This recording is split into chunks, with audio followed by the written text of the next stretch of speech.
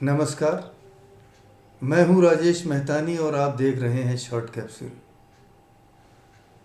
आइए आज देखते हैं कि विभागीय कार्यवाही या अनुशासनिक कार्यवाही के संबंध में संवैधानिक प्राविधान क्या है।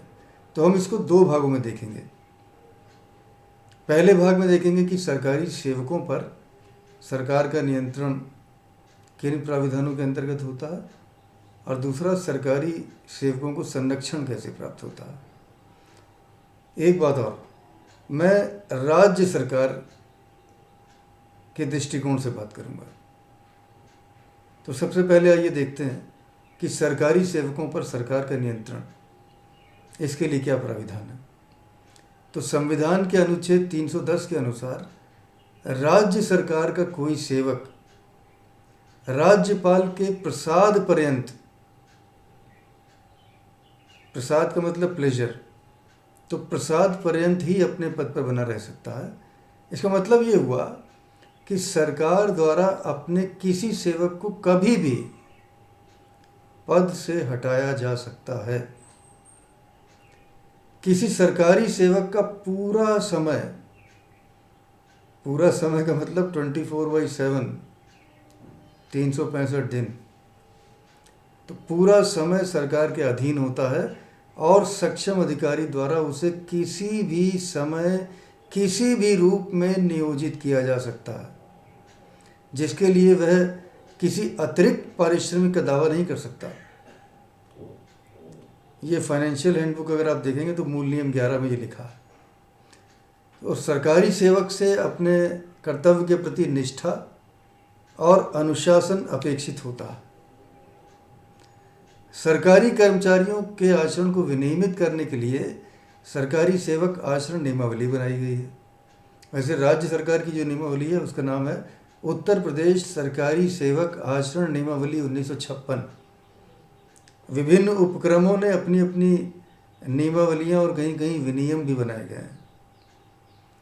कर्तव्यों के प्रति निष्ठा के भंग होने या आचरण नियमावली का उल्लंघन करने, वैसे जो उल्लंघन है आचरण नियमावली का, इसी को दुराचरण या कदाचार भी कहते हैं, या फिर अनुशासनहीनता के लिए नियमों में दंड की व्यवस्था है और उसे लागू करने के लिए अनुशासनिक कार्रवाई की उसकी भी व्यवस्था है। अब देखते हैं सरकारी सेवकों को संरक्षण या प्रोटेक्शन कैसे मिलता है संविधान द्वारा। तो संविधान के अनुच्छेद 310 के अंतर्गत सरकार को प्राप्त अधिकारों पर अनुच्छेद 311 द्वारा कुछ प्रतिबंध लगाए गए हैं और सरकारी सेवकों को पद से हटाने या दंडित करने के लिए कुछ शर्तें लागू की गई हैं। अब जब सरकार पर प्रतिबंध हुए तो वही जो है वो सरकारी सेवकों के लिए संरक्षण हो गया।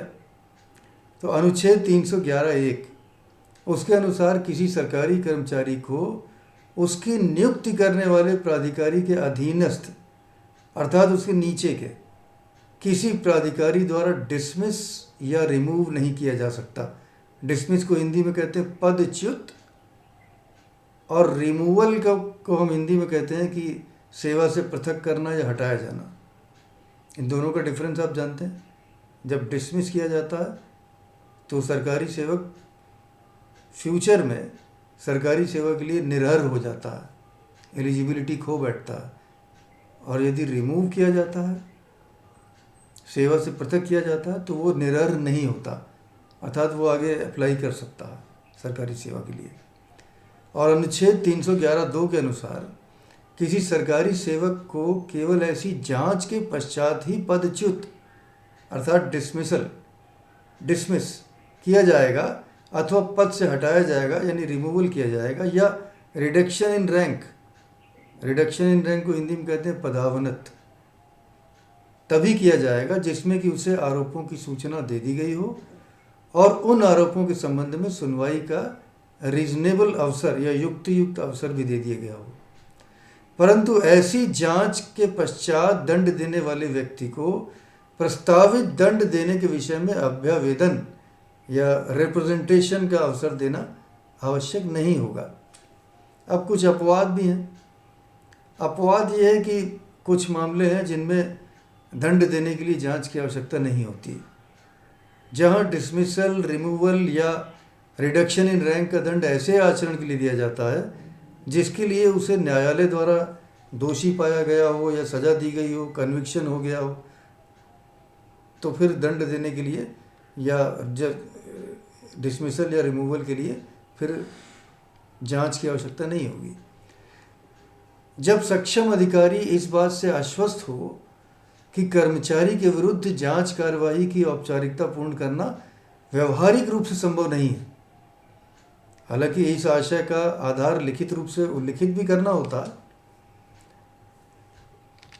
जब राज्यपाल, मैंने कहा था कि मैं राज्य के संदर्भ में बात कर रहा हूँ, जब श्री राज्यपाल इस बात से संतुष्ट हों कि कर्मचारी के विरुद्ध जांच राज्य की सुरक्षा के हित में नहीं है, ये संविधान के अनुच्छेद 311(2) में है, तो यदि किसी सरकारी सेवक को अधीनस्थ न्यायालय द्वारा किसी आपराधिक आरोप के आधार पर दंडित कर दिया जाता है तथा संबंधित कर्मचारी ने अधीनस्थ न्यायालय के निर्णय के विरुद्ध उच्च न्यायालय यानी हाई कोर्ट या किसी अन्य न्यायालय में अपील दायर कर दी है, तो फिर अपील समाप्त होने की प्रतीक्षा किए बिना, प्रतीक्षा की आवश्यकता नहीं है, संबंधित सरकारी कर्मचारी को डिसमिस या रिमूव किया जा सकता है।